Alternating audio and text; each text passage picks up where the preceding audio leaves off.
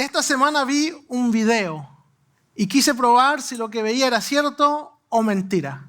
¿A cuántos le ha pasado ver un video en internet y querer verificar si lo que ven es realmente cierto o no? ¿A cuántos le ha pasado? ¿Sí? ¿A algunos más también? Por ejemplo, ¿cuántos han intentado hacer una receta porque lo vieron en internet? ¿Sí? Hasta los que no cocinan a veces como que les da ganas de hacer recetas. Yo cocino un poquito, no tanto. Cocino, hago lo mejor que puedo, mi mejor esfuerzo. No les diré cómo me va, pero hago mi mejor esfuerzo. Pero a veces intentamos esas cosas. ¿Y a cuánto les salió mal esa receta que intentaron? A varios también, ¿verdad? A veces pasa. Bueno, mi esposa cocina muy bien. A lo mejor por eso cocino mal, porque nunca practico en realidad. Ella cocina increíble. Pero esta semana decidió intentar una receta de un postre que vio en internet, que era como que se ponía en un vaso y después en el microondas. No sé, alguno quizás vio ese video y descubrimos que era terriblemente feo el sabor de ese postre. No, gracias, nunca más. Entonces, ¿y cuántos han visto, por ejemplo, los videos de 5 Minute Craft? Trucos en 5 minutos, quizás sería una traducción en español, que se supone que es para ayudar, pero no sé de dónde sacan esas ideas que se supone que es para ayudar, pero al final terminan arruinándote el día o haciéndote perder tiempo. Entonces salen cada idea que uno dice, pero Señor, ¿de dónde sacan todo eso? ¿De dónde sacan esas ideas tan malas que se supone que son 5 minutos y después son más largas y no te ayudan en nada? Y, en fin, a lo mejor ustedes también han vivido esa frustración como yo. Pero esta semana también pasó algo especial. Mi esposa me compartió un video en el que le preguntaban a ChatGPT, y para los que no saben lo que es ChatGPT es una inteligencia artificial que básicamente tiene acceso a mucha información, a toda la información de internet. Entonces tú le preguntas lo que quiere y te responde muy bien. Entonces conoce muchas cosas. Y en ese video le preguntaron, si tú fueras Satanás, ¿qué harías para impedir que llegue al máximo potencial del llamado de Dios en mi vida? Y yo, como buen latino, quise probar también para ver si me resultaba, para ver qué pasaba, para ver. Ustedes también son curiosos, ¿verdad? Ustedes también les gustaría saber, porque yo quise saber, pero yo le hice una pregunta un poquito diferente. Yo le escribí, si tú fueras Satanás, ¿qué harías para que me aleje de Dios? Les leo exactamente lo que me respondió. Número 1, porque me lo dio en etapas. No fue algo simple, fue como un plan completo de cómo lo haría. Entonces, número 1, sembrar duda. Trabajaría para hacerte cuestionar tu fe, plantando pensamientos como ¿realmente existe Dios? ¿O realmente te ama? Este tipo de dudas pueden alejar a las personas de su relación con Dios y de la comunidad de fe. Número 2, aislamiento. Intentaría que te alejaras de la iglesia y de otros creyentes, sugiriendo que no necesitas a nadie más para tu fe. La soledad puede ser una herramienta poderosa para desanimar y debilitar a las personas. Número 3, ¿quieren que siga? Sí, creo que vale la pena. Distracción. Llenaría tu vida de distracciones y preocupaciones mundanas para que pierdas de vista tus prioridades espirituales. Esto podría incluir el énfasis en el trabajo o incluso el activismo social, haciendo que te olvides de tu relación con Dios. Número 4, me dio 6. Van a ver. Resentimiento y amargura. Intentaría que te sintieras ofendido o herido por otros en la iglesia, haciéndote creer que no eres valorado o que no perteneces. Recuerden el mensaje hace una semana atrás. Perteneces. No dejes que nada ni nadie te haga pensar lo contrario. Luego escribe, la amargura puede ser un obstáculo poderoso para mantener una conexión para sacar la conexión con la comunidad. Tentaciones es el número 5. Presentaría tentaciones que parezcan atractivas, como el pecado que promete satisfacción temporal. Esto podría llevarte a pensar que la felicidad se encuentra fuera de la voluntad de Dios. Y número 6, enfocarse en el pasado. Recordarte constantemente tus errores y fracasos podría hacerte sentir indigno de acercarte a Dios. La culpa puede ser paralizante y hacer que te alejes de la gracia que Dios te ofrece. Lo que responde es bastante cerca y acertado en cuanto a lo que la palabra nos describe sobre el enemigo, sobre Satanás, cuando dice que es astuto. La imagen colectiva que tenemos del enemigo muchas veces no viene de la palabra, viene de otra fuente y muchas veces viene de películas, de Hollywood, donde pintan al enemigo o al diablo como un monstruo así que te va y que te ataque, que te asusta. Pero eso es película, eso es diversión. Eso no es lo que describe la palabra. Algo más acorde a la palabra es justamente ver al enemigo como siendo astuto. No asustándote. Si el enemigo anduviera asustando a la gente, no habría espacio en ninguna iglesia, porque todas estarían llenas. Y ese no es el objetivo. No anda asustando a la gente. No anda haciendo evidente. El enemigo te muestra cosas agradables, que te gustan, que te atraen. Te presenta alternativas al plan de Dios, haciéndote creer que esas alternativas son mejores. La Biblia dice en 2 Corintios 11:14, Satanás se disfraza como ángel de luz. Inmediatamente cuando leemos esto nos imaginamos un ángel así de luz con alas y hay descripciones en la palabra de Dios que hablan de ángeles de esa forma. Pero eso también a veces es exagerado en la imaginación. Hay que tener cuidado con lo que pensamos, cómo describimos. Por ejemplo, un ángel. La palabra ángel viene del griego ángelos, que quiere decir mensajero. ¿Cuántos sabían eso? ¿Algunos?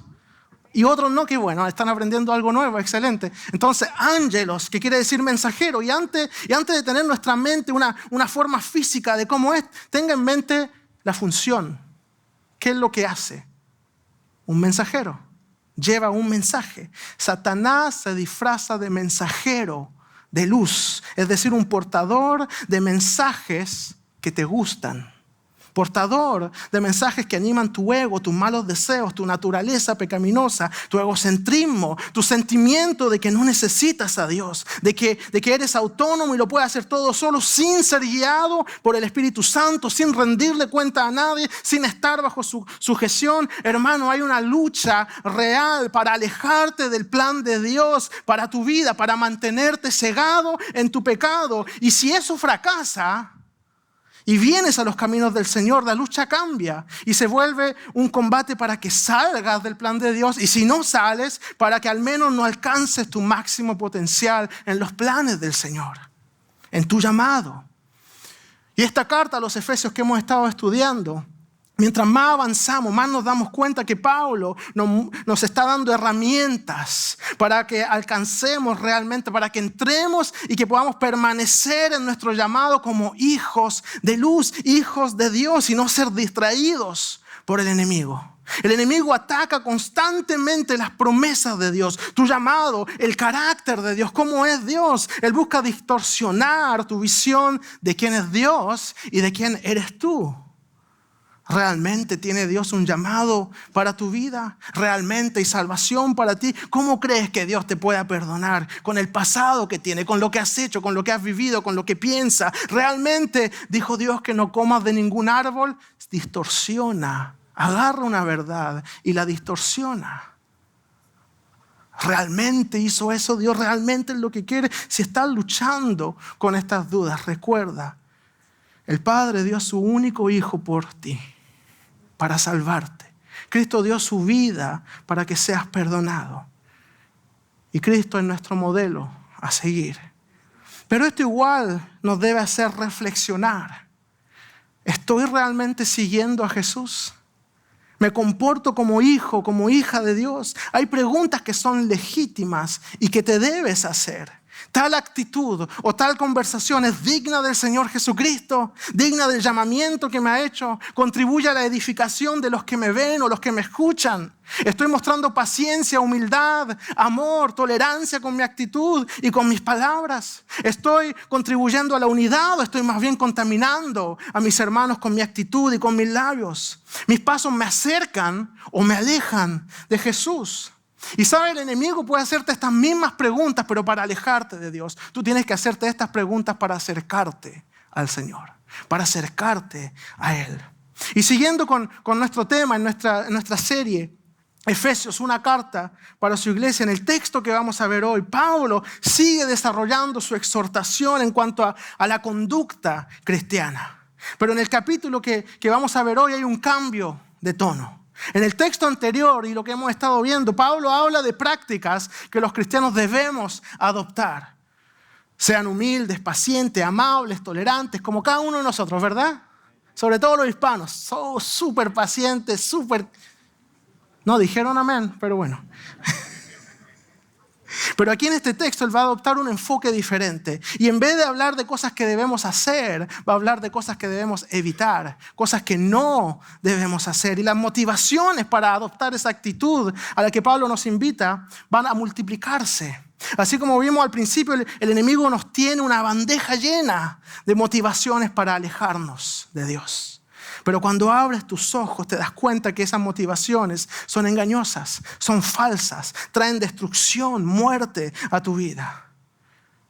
Pues hoy vamos a ver los remedios para volver y para mantenernos en el Señor. Porque sabe, hay hábitos que pueden ser difíciles de romper. Por ejemplo, palabras que no debieras decir, pero las sigues diciendo. En momentos de frustración, en momentos de enojo, insultos, groserías, conversaciones y comportamientos que no debieras tener. Las noticias de última hora. Para los que no entendieron, el chisme. O los espirituales dicen, no, cuéntame todo para orar contigo. Y nos unimos todos en oración y sepamos todo lo que todos... No, hermano. Hábitos que no reflejan el amor, la gracia, la fidelidad, la santidad, la honestidad, la benevolencia del Señor.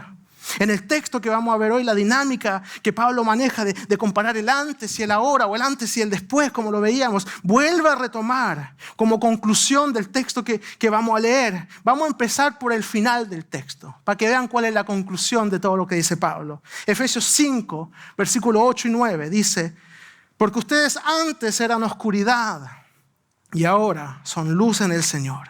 Vivan como hijos de luz. El fruto de la luz consiste en toda bondad, justicia y verdad.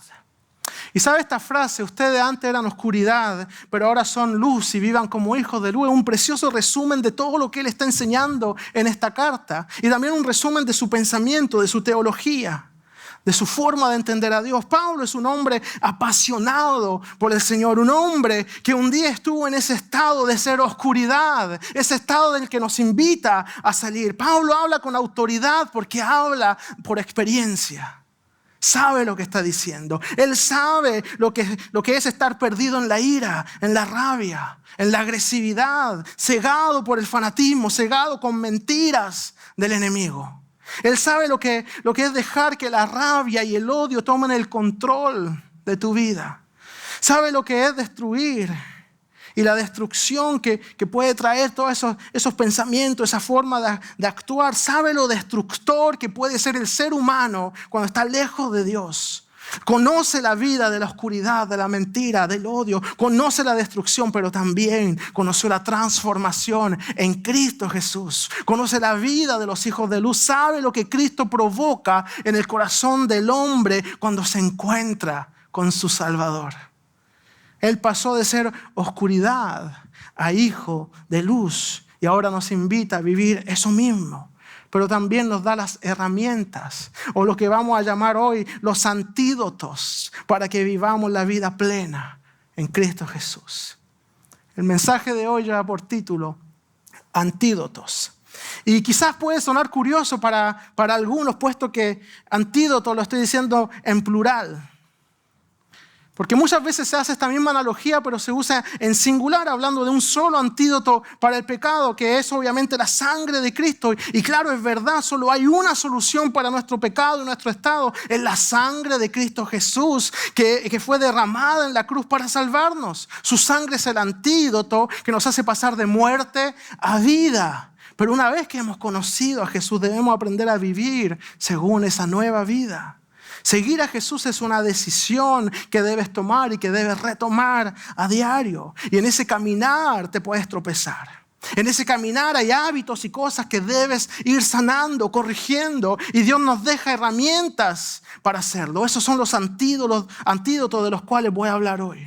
Los antídotos a los malos hábitos, los malos pensamientos, los comportamientos vergonzosos de los cuales Pablo nos va a hablar en esta carta. Antídotos para los corazones insensibles, para la falta de perdón, falta de amor. Antídotos para tener una vida conforme a la palabra. puedes tener por seguro que el Espíritu Santo comienza una obra en tu vida, en tu corazón al instante en el que crees. Lo que antes podías hacer sin remordimiento, ahora el Espíritu Santo no te deja. Como una voz que te dice, no, eso no está bien. No sé si cuando pequeños, no sé cómo los regañaban o cómo les decían que no, pero no es así, es realmente el Espíritu Santo trayendo convicción en tu corazón. Y cosas que antes hacías y que no importaba, está bien. Ahora ya no lo puedes hacer de esa forma. Eso es prueba que el Señor está trabajando en tu vida, trabajando en tu corazón. El Espíritu Santo empieza su obra en ti y te recuerda que ahora eres hijo de Dios.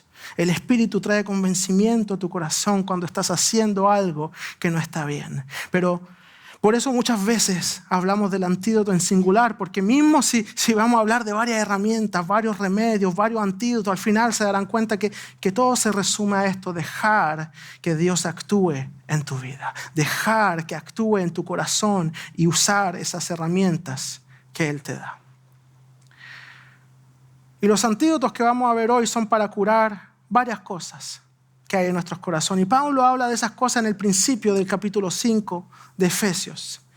Como mencionaba al principio, aquí él cambia de tono y da ejemplo de cosas que no debemos hacer. Leamos juntos Efesios 5, versículos 3 y 4. Entre ustedes, dice, ni siquiera debe mencionarse la inmoralidad sexual ni ninguna clase de impureza o de avaricia, porque eso no es propio del pueblo santo de Dios. Tampoco debe haber palabras indecentes, conversaciones necias, ni chistes groseros, todo lo cual está fuera de lugar. Con estos versículos comienza Pablo a darnos ejemplo de cosas que no debemos hacer como hijos de Dios. Como decíamos, la primera argumentación y motivación que Pablo usa para invitarnos a vivir como hijos de Dios es el llamamiento que Dios nos ha hecho. Y eso lo vimos en unos mensajes anteriores. Pero ahora Pablo nos motiva dándonos ejemplos de lo que no debemos hacer. Y la primera categoría de cosas que él habla son pecados que tienen que ver con la conducta sexual. Él habla aquí de tres cosas. La inmoralidad sexual, dice, toda clase de impureza y avaricia. Estas tres están en esa misma categoría, están ligadas, tienen que ver con un comportamiento egocentrista de carácter sexual, de querer algo que no puedes y no debes tener. Estos son pecados que Jesús también condenó de una forma muy enérgica. En Mateo 5, 27, 28 dice, ustedes han oído que se dijo, no cometas adulterio. Pero yo digo que cualquiera que mira a una mujer y la codicia ya ha cometido adulterio con ella en el corazón. Jesús lleva la santidad, la integridad a otro nivel. Y esto es algo muy fuerte porque el enemigo usa mucho el tema de la sexualidad para alejarnos de Dios. Como veíamos al principio, usa tentaciones atractivas, pecados que prometen satisfacción personal rápidamente. Esto lo podemos ampliar a muchas cosas, todo lo que tenga que ver con satisfacer deseos egoístas, por ejemplo, deseos desmedidos de enriquecerse particularmente a costa de los demás, o buscar satisfacción personal en detrimento de otros, sin importar lo que el otro vive o siente. Y esto tiene que ver con los pecados sexuales, pero no solo eso, pueden ser muchos comportamientos más. Pero Jesús va aún más lejos. Nos enseña que no es solamente lo que haces físicamente, pero también lo que decides hacer con tu mente. Hay una diferencia entre ser tentado y dejar que tu mente peque libremente. Esto es lo que la palabra condena. Tu mente no es inofensiva. Tu mente es capaz de destruirte creando malos hábitos que te llevan por un camino de muerte, te llevan a pecar y a alejarte de Dios. Los pecados nacen en el corazón del hombre. Jesús lo dice en Marcos 7:21, porque de adentro del corazón humano salen los malos pensamientos. Ahí nace el pecado. Y si lo dejas vivir libremente, pasará del pensamiento a acciones. De acciones a hábitos y de hábitos a estilo de vida. Y muchos viven con el engaño de que si es solo en su mente no es pecado, que el engaño de que si es privado, nadie lo ve, no es pecado. Y mientras están solos, cuando piensan que nadie los ve, Dios está ahí y hacen cosas que Él aborrece. Los pecados sexuales eran un gran problema en el tiempo de Pablo y lo siguen siendo hoy, pero Pablo nos invita a alejarnos de eso completamente, que ni siquiera se mencione, dice, en medio de ustedes. Si pudiéramos traducirlo al lenguaje actual también, considerando nuestro contexto, podríamos decir, no vayas, no alquiles, no leas, no mires esas cosas, no permitas que tu mente busque diversión fuera del ámbito que le es lícito. Dios ha dado un ámbito lícito. No busquemos fuera de estos límites. El ser humano siempre busca extender los límites morales que Dios le da. El Señor ha creado un mundo que funciona de una cierta forma. Pecar es ir en contra del orden de Dios, en contra de cómo la creación de Dios funciona. Y lo que motiva esos pecados sexuales muchas veces es una búsqueda egocéntrica, como decía, de placer. Una búsqueda egocéntrica de obtener algo que no te es permitido tener. Un hijo de Dios debe aprender a mantenerse en los límites que Dios le ha dado. Y estos límites existen por nuestro bien. Dios aborrece el pecado porque nos hace daño. Aparte de ser una muestra del carácter egocéntrico del corazón humano, es también una muestra de una falta de amor y falta de respeto por el otro. Por lo general, estos pecados se cometen porque se ve al otro como algo por conquistar, para obtener placer personal. Esto es particularmente real concerniente al adulterio y la pornografía. Pero la realidad es que estos pecados destruyen tu vida, tu familia, tu futuro y mismo tu salud. Las consecuencias del pecado son grandes, son tan grandes que son desmedidas al lado del mismo acto en sí. Esos pecados destruyen vidas enteras, matrimonios de años, familias que tenían todo para ser felices y unidas. Y Pablo lo ataca con mucha fuerza, al igual que Jesús, porque conocen las consecuencias. Y quizás estás aquí y has sido tentado con algunos de esos pecados. O quizás estás viviendo en pecado o luchando con esos pecados. Es hora de salir de ahí. Es hora de ser libre y no permitas que el enemigo destruya tu vida, tu familia, tu futuro. Es hora de recapacitar y confesarle a Jesús que necesitas su ayuda. Que sea Él quien dirige tu vida, que sea Él tu Señor, porque el pecado te esclaviza y ya no es Cristo tu Señor. Son más bien tus deseos pecaminosos. Esos pecados se asimilan también a la idolatría, porque al ser esclavo de ello, al vivir según esos pecados, tus deseos carnales toman el lugar de Dios en tu vida para determinar cómo debes vivir. Y muchos argumentan y justifican el pecado. Solo así me siento bien. Ese es un argumento ciego, solo ve el placer momentáneo, pero no ve toda la destrucción que causa. Y algunos viven esclavos de la pornografía sin darse cuenta lo nocivo que es. Un estudio publicado por la Universidad de Cambridge revela que el cerebro humano reacciona de una forma muy similar al ver pornografía que al usar drogas adictivas.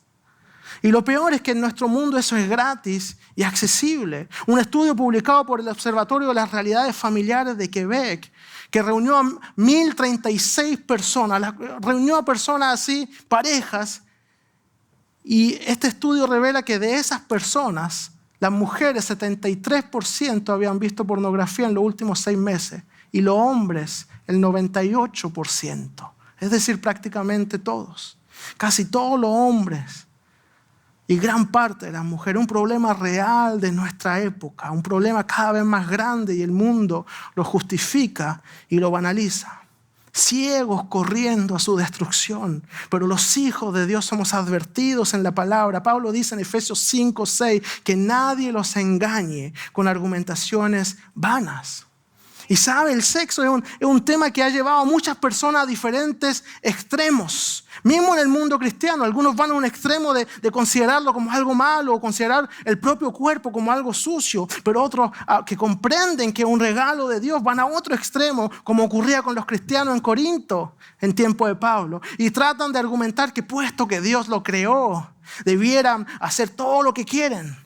Y si no lo hacen, van en contra de la voluntad de Dios y argumentan que Cristo lo hizo libre para hacer todo.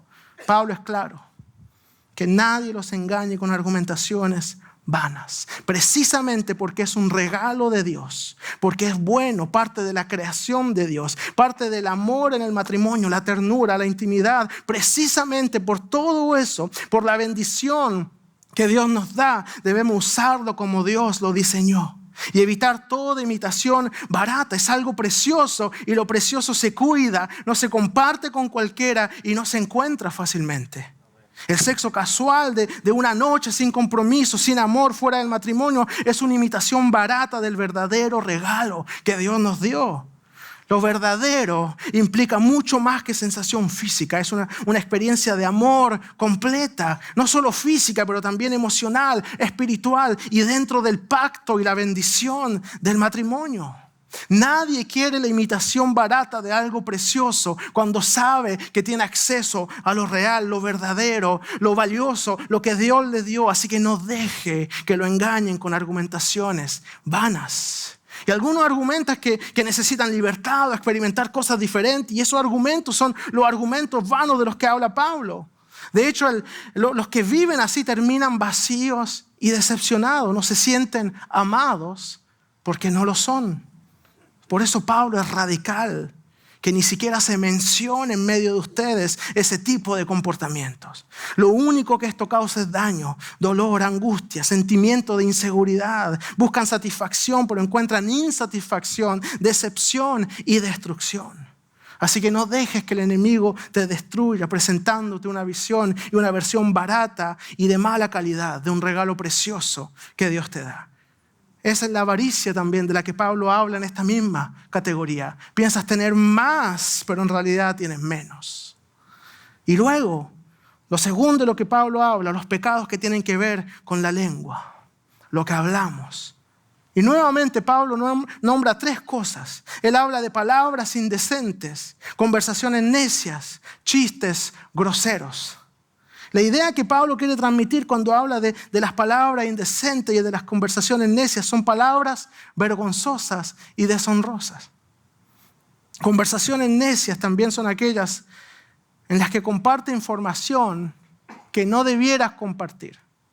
Información que no debiera estar transmitiendo. Yo sé que aquí nadie hace eso, ¿verdad? Absolutamente nadie. Me gustaría creer todo lo que estoy diciendo en este momento. Pero ¿sabe lo gracioso? Es que algunos hasta a veces tratan conmigo de hacerlo. Y vienen a hablarme y me preguntan, pastor, ¿sabe lo que pasó con tal persona? ¿Y a usted qué le pasa? ¿Necesita oración? ¿Qué pasa? ¿Qué pasó con tal persona? Si algo sé, no se lo digo. Y probablemente no lo sé de todos modos. O bien, pastor, supo esta otra cosa. Mire, les voy a decir algo. Si no es algo bueno, si no es algo cierto, y si no es una información que me sirve para cuidar, edificar la iglesia y cada uno de ustedes, no quiero saber. Y les voy a decir algo, vamos a repetir esto. Diga conmigo, no quiero saber. Vamos a decirlo con más convicción, no quiero saber. Ese era un primer antídoto gratis para el chisme. Ahora saben decir esa frase que les va a ser muy preciosa cuando sea necesario. No quiero saber.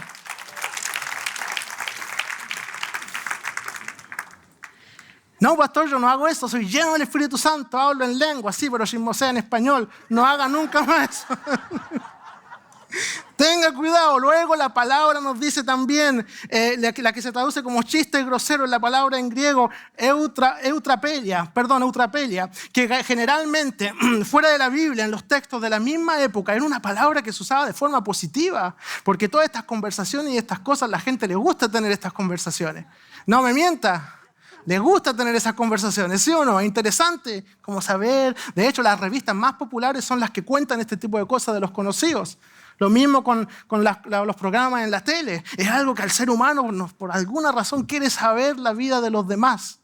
Y de gente que ni siquiera conoce, más encima. Ni siquiera es alguien que está cerca suyo, que se puede preocupar, no quiere saber. ¡Uy, se divorció! ¡Qué raro! ¡Uy, pero se veían tan felices! ¿Pero a usted qué le importa? Bien, en fin, continuemos con nuestros textos. Para Pablo, esto es una forma equivocada de expresarse y de pensar. Una forma equivocada de actuar. No es algo digno del Señor Jesucristo. No es algo que respeta la visión de ser un pueblo santo. Hay cosas que pueden parecer buenas, graciosas, ser positivas para el mundo fuera de la iglesia, pero que los hijos de Dios saben lo nocivo y lo malo que es, porque muestran una falta de amor, falta de respeto por el prójimo, falta de respeto por Dios. Así que no se deje llenar por ese tipo de lenguaje, vocabulario, chiste, chisme. Sea más bien lleno del Espíritu Santo. Llénese de eso, llénese del Señor. Y evidencia de la llenura del Espíritu Santo es justamente abandonar todo eso.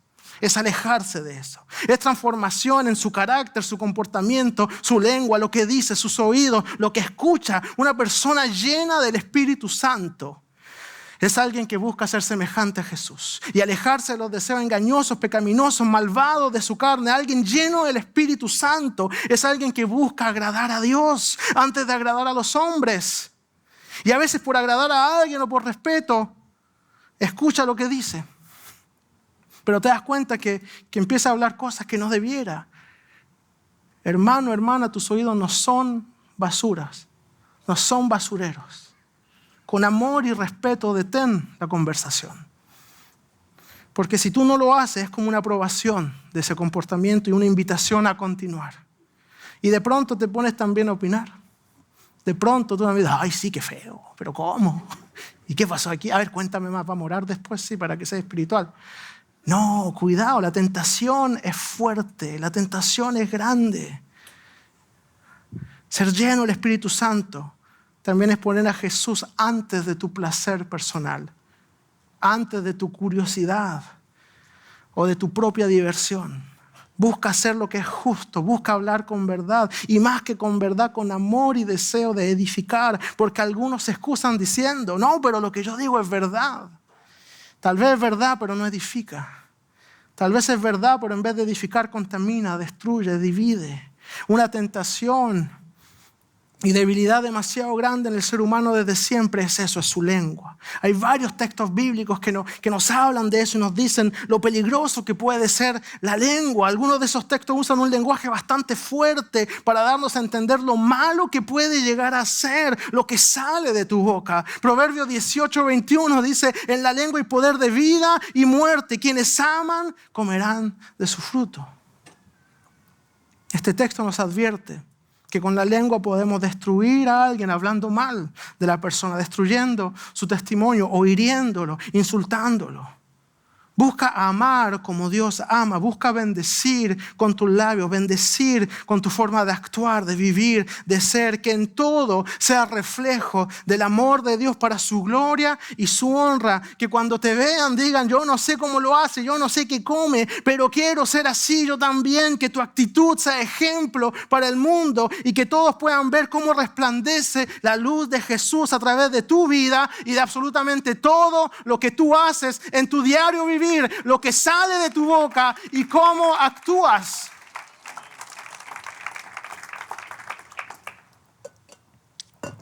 Hijos de luz. Pero para eso debemos buscar y conocer los antídotos de los que hablábamos. Y el primer antídoto que les quiero compartir es la verdad. Y no hablo de esa falsa verdad que algunos usan como excusa, como decía hace unos instantes. No es la verdad concerniente a otra persona, es la verdad concerniente tu vida, que tiene que ver contigo. La verdad que revela lo oculto, las debilidades, las tentaciones en tu corazón. Pablo habla de la luz. Para ser libres del dominio del pecado, debes comenzar por admitir que tienes una lucha con ese pecado. Primera de Juan 1:9, si confesamos nuestros pecados, Él es fiel y justo para perdonar nuestros pecados y limpiarnos de toda maldad. También Santiago 5:16, confiésense unos a otros sus pecados y oren unos por otros. Y aquí mismo en Efesios 5:13, mas todas las cosas cuando son puestas en evidencia por la luz son hechas manifiestas, porque la luz es lo que manifiesta todo. Escuche esto, un pecado oculto es un pecado poderoso, pero un pecado expuesto a la luz pierde su poder. Por eso existe la iglesia. Por eso la importancia de no creerle al enemigo cuando te dice que no necesitas a otros para vivir tu fe como lo veíamos al principio. Porque Juntos oramos los unos por los otros. Por eso el equipo de oración al final de cada servicio que está aquí al frente. Por eso el equipo de consejería para escucharlo, acompañarlo, orar con usted, por usted. No está solo. No deje que el enemigo logre sacarlo, aislarlo de la iglesia. El segundo antídoto son las esferas de influencia. ¿Con quién te juntas? ¿De quién recibes consejo? Pablo le da mucha importancia a las personas con quien te asocias. Por eso dice en Efesios 5:7, así que no se hagan cómplices de ellos. Y la palabra cómplice aquí es la palabra simetohoi en griego que quiere literalmente decir socios. No se hagan socios con ellos, no participen de lo que ellos hacen. Pero lo interesante es que Pablo también usa esa misma palabra 2 capítulos antes en Efesios 3:6 cuando dice que nosotros somos socios de Cristo, pero la traducción dice somos copartícipes de la promesa en Cristo. Somos socios. Si estamos unidos a Cristo y participamos con Él en las promesas, no podemos estar también unidos al pecado. No podemos ser socios de los hacedores de maldad al mismo tiempo de ser socios de Cristo. Es una cosa u otra. Otro de los versículos que deja muy en claro esto es cuando Pablo le escribe a la iglesia en Corinto, en 1 Corintios 15:33, dice, no se dejen engañar. Las malas compañías corrompen las buenas costumbres. Los seres humanos adquieren el carácter de la esfera en la que se encuentran. Por eso habla una y otra vez de en otros tiempos eran, en otros tiempos estaban, pero ahora ya no. Ahora son hijos de luz, ahora son luz y ahora están en Cristo Jesús. Ya no están en las tinieblas, ya no están en los engaños, ya no están en el pecado, en el adulterio, ya no están en la fornicación, los chismes, la grosería, la deshonra, la vergüenza, la corrupción. Ahora están en Cristo Jesús, ahora son luz, verdad, amor, honra, paz, vida eterna tienen, gloria, victoria, porque son hijos de Dios, hijos de luz y coherederos con Cristo Jesús. Denles aplauso más fuerte al Señor que nos hace coherederos con Él. La vida cristiana es un llamado a ser quienes Dios dice que somos. Porque hay muchas voces que tratan de decirnos quiénes somos. ¿Quién eres tú? ¿A dónde debieras ir? ¿Qué debieras hacer? Pero hay una voz que debes escuchar y la de Dios que te dice ¿quién eres tú? Tercer antídoto, dejar ir el pasado. Muchas veces nuestras conversaciones están llenas de lamentaciones del pasado.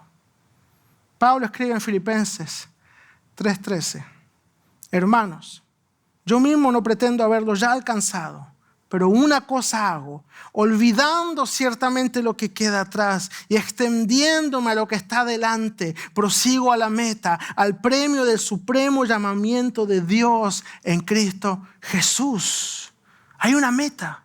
Hay un premio, una carrera que debemos ganar, que nuestros ojos estén puestos ahí. Quita tu mirada del pasado, de tus fracasos, de tus temores, de lo que te detiene, de lo que te debilita y pon tu mirada en Cristo. Fortaleza de tu vida. Él es la roca de tu salvación, aquel que guía tus pasos y es la fuente de vida. Cuando todo se derrumba, mira a Cristo y recuerda que Él es tu auxilio en tiempos de angustia. Pablo una y otra vez hace la comparación entre el antes y el ahora o el después. Como cristianos debemos aprender a dejar ir el pasado y estar en constante agradecimiento por lo que Dios está haciendo ahora y la dirección que le ha dado a tu vida. Sin Él estaríamos perdidos, destinados a una eternidad sin Dios. Cristo te sacó de tu antigua vida y te trajo una vida victoriosa y gloriosa en Él. Eso es lo que hizo por ti. Y sabe, algunos siguen viviendo en el pasado, particularmente recordando y hablando de muchas cosas, de heridas de antes, lo que me hicieron, lo que viví, cómo me trataron, cómo me miraron o cómo no me miraron, cómo me hablaron o cómo me ignoraron. Y no estoy hablando del proceso normal de sanidad. Hay un tiempo en que es sano y correcto hablar. Y si usted está necesitando hablar con alguien, nuevamente aquí estamos como iglesia, aquí está el equipo de consejería para cuidarlo, escucharlo, orar con usted, acompañarlo. Pero hay un momento en que ya debes dejar ir lo que te hizo daño y comenzar a vivir en lo nuevo de Dios para tu vida. Algo que puede detenerte en tu caminar con Dios es quedarte mirando hacia atrás y seguir hablando del pasado. Hay un momento en que tus labios ya tienen que dejar de hablar de lo malo que te pasó, lo mal que te sentiste, lo mal que te trataron, la historia del pasado, y comenzar a hablar de lo bueno que Dios hizo por ti, la libertad a la que te llamó, lo bien que Dios te ha hecho, lo hermoso de sus promesas, lo precioso de la esperanza que tienes en Él, que tu presente ya no sea el lugar de los recuerdos, de la miseria del pasado, pero que se transforme en el lugar de la esperanza para el futuro glorioso que tienes en Cristo Jesús. Es tiempo, iglesia, de dejar el pasado en el pasado y poner tu mirada en las promesas, en la riqueza de su gloriosa gracia, en su llamado para tu vida, en su obra redentora en la cruz, en su plan de salvación. Cristo sufrió para darte vida y esperanza. Deja atrás tus temores, tus derrotas y comienza a vivir la vida que Cristo te ha dado, porque Él te hace libre, te da paz para tu presente y esperanza para tu futuro. Así que deja tu pasado atrás y entra en tu nueva vida en Cristo para vivir en esa abundancia de bendiciones que Cristo tiene para ti. Y sabe el cuarto antídoto: que tus labios estén llenos de acciones de gracia. Hablando de los labios, llenos de acciones de gracia. Pablo dice en Efesios 5:4, después de haber dicho estas dos cosas de las que hablamos, dice: haya más bien acciones de gracia. En vez de conversaciones deshonestas, en vez de necedades que él nombró antes, acciones de gracia. Lo que es propio del pueblo de Dios en sus conversaciones deben ser esas palabras de agradecimiento. Y sabe, un estudio hecho por el International Journal of Social Psychiatry demuestra una fuerte correlación entre la gratitud y la alegría.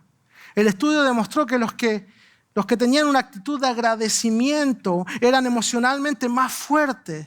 Y una extensión de este mismo estudio mostró que personas sufriendo de depresión, que es algo grave, al tener una actitud de agradecimiento, se recuperaban más rápido y salían de su depresión.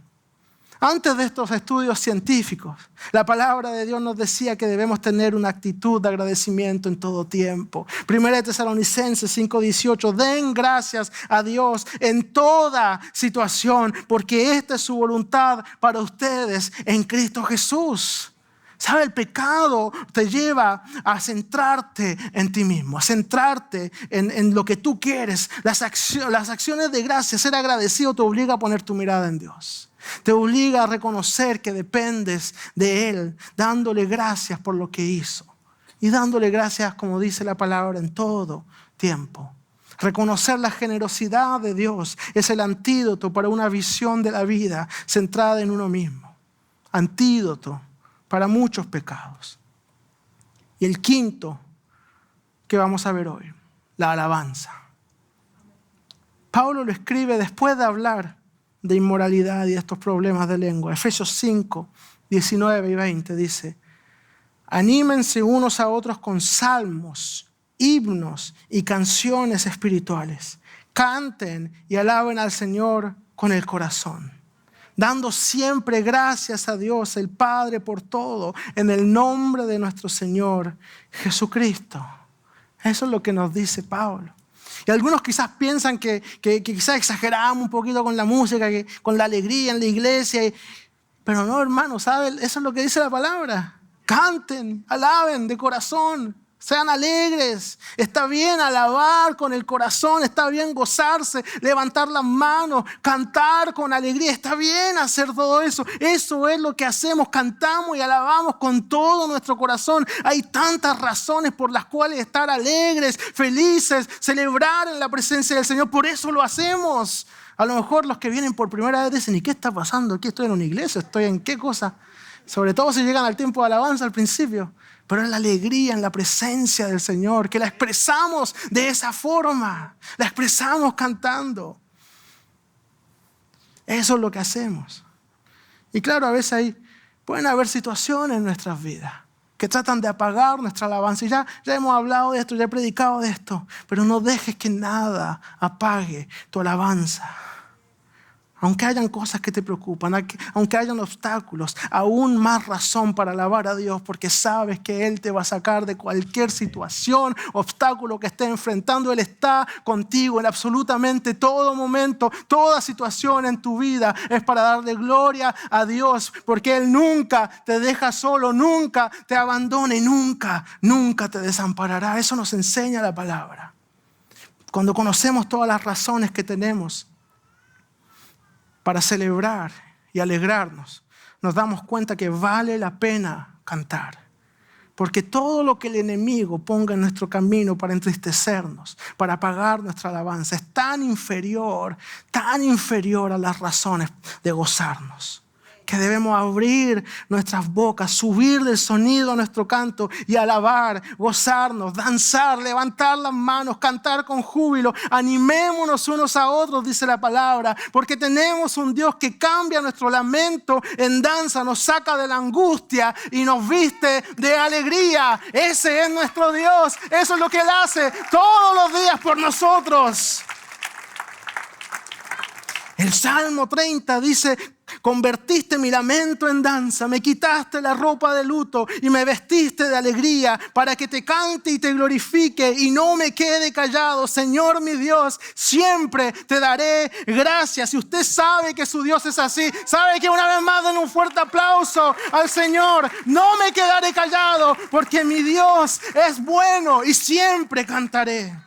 Y ¿sabe qué? Les voy a leer 2 salmos más porque son tan lindos. Salmo 100, versículo 1 y 2 dice: cantad alegres a Dios, habitantes de toda la tierra. Servid a Jehová con alegría, venid ante su presencia con regocijo. Entrad por sus puertas con acción de gracia, por sus atrios con alabanza.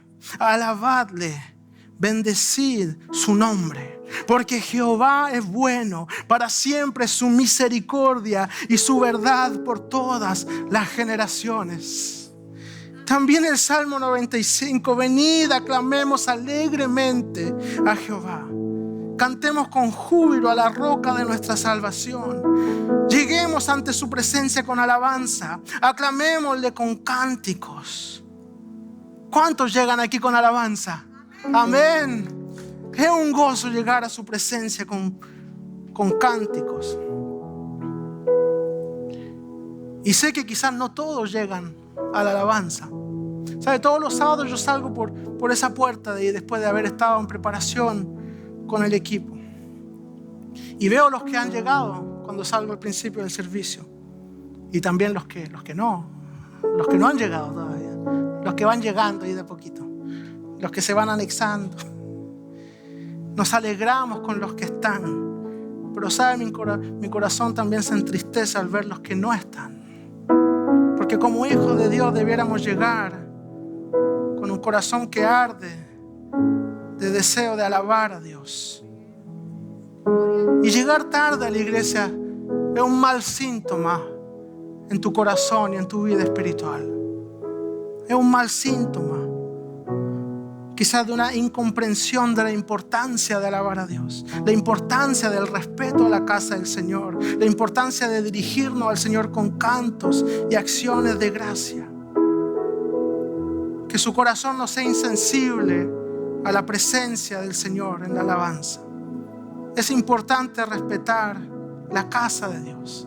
Es importante el tiempo de alabanza. Adoramos y alabamos a Dios a través de la música. No solo por lo que Él pueda hacer o por recibir algo, o simplemente porque Él es digno, porque Él es nuestro Dios.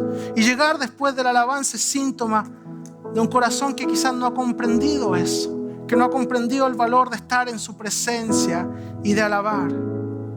Y también es privarse de uno de esos antídotos contra el pecado, porque la alabanza son acciones de gracia.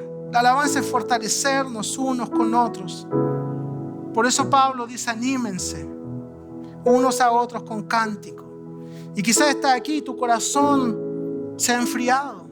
Y tal como dice Pablo, se engañan con argumentaciones vanas, mismo en eso. No, yo llego para la palabra, yo llego para la predicación. Eso es lo más importante, recibir la palabra. Y a la iglesia no viene solo a recibir. Claro que es importante. El Señor quiere hablarte. El Señor quiere enseñarte, quiere instruirte, quiere guiarte. Pero no vienes solo a recibir, también vienes a dar. Darle alabanzas al Rey.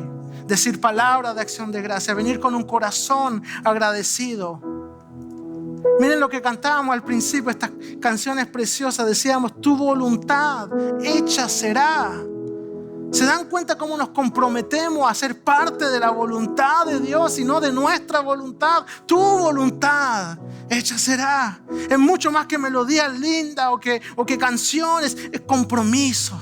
Son promesas. Y después cantamos, no hay otro como tú. En ti está el poder, tu reino es para siempre. Siempre te adoraré. En la alabanza le das gloria a Dios. No te pierdas esa bendición. No te pierdas el estar juntos como hermanos, adorando y alabando al Señor. El Salmo 147 dice, alabad a Jehová, porque es bueno cantar salmos a nuestro Dios. No dice porque así Él me va a bendecir o porque así voy a recibir lo que quiero, porque es bueno cantar a nuestro Dios. Suave y hermosa es la alabanza. Iglesia Nueva Vida, mi oración es que vivamos eso juntos. Que este salmo se haga realidad en nuestras vidas, todos juntos como pueblo, adorando al Señor con acciones de gracia, con un corazón agradecido, con cantos que alabamos, que decimos, pero que también aplicamos a nuestras vidas. Quiero invitarlo a que se ponga de pie con nosotros.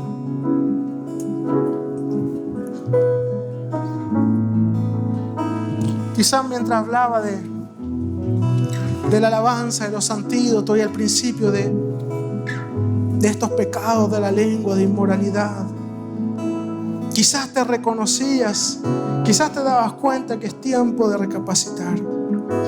Quizás te has dado cuenta que has hecho o dicho cosas que ya debieras de tener, que no debieras haber dicho. Es hora de cambiar de dirección y de dejar que el Espíritu Santo comience a trabajar en tu corazón. No resistas. No resistas con argumentaciones vanas, pensando no necesito, no es para mí. Es una lucha por tu vida, por tu relación con el Señor. No dejes que el enemigo te convenza de que no es para ti, de que no es tan grave, de que lo que hace, lo que dice no es inofensivo. No escuches sus mentiras. Tú sabes que el Espíritu Santo te está hablando hoy a ti y a tu corazón. Y sabe, a todos nos habla. Todos hemos sido tentados y todos somos tentados diariamente. Y todos debemos luchar con nuestra lengua y con toda clase quizás de pensamientos que luchan por convertirse en acciones o en palabras. Todos hemos estado a punto de decir algo que no debemos o de hacer algo que no debemos. Quizás algunos han caído. Nuestra lucha no es contra sangre ni carne, dice la palabra. Hay armas que el Señor te da. Próximamente vamos a empezar una serie sobre esas armas la próxima semana en Efesios 6, donde vamos a seguir hablando de esta lucha y de cómo el Señor nos da herramientas. Hoy comenzamos con estos antídotos, con estas herramientas. Así que quiero hacer un llamado especial hoy, porque en unos instantes vamos a cantar con el equipo un canto que nos dice que por sus llagas sanos somos, como lo decíamos al principio. Pero antes quiero invitarlos a usar estos antídotos y vamos a orar los unos por los otros. Voy a hacer un llamado y será un llamado a pasar aquí al frente, absolutamente todos, porque todos necesitamos esos antídotos. Todos estamos en condiciones de que alguien ore por nosotros, pero también todos somos un hermano que puede orar por otro. Por las dos razones estoy haciendo este llamado. Venir al frente para que puedas reconocer que lo necesitas en diferentes niveles, áreas de tu vida. Pero pasa también al frente para orar con tus hermanos, para estar rodeado de gente que ama al Señor y que te ama a ti. Esto es un llamado para todos. Todos estamos en condiciones de necesitar que alguien nos acompañe en algún momento, que alguien esté con nosotros, ore con nosotros, por nosotros. Y todos también podemos orar por alguien.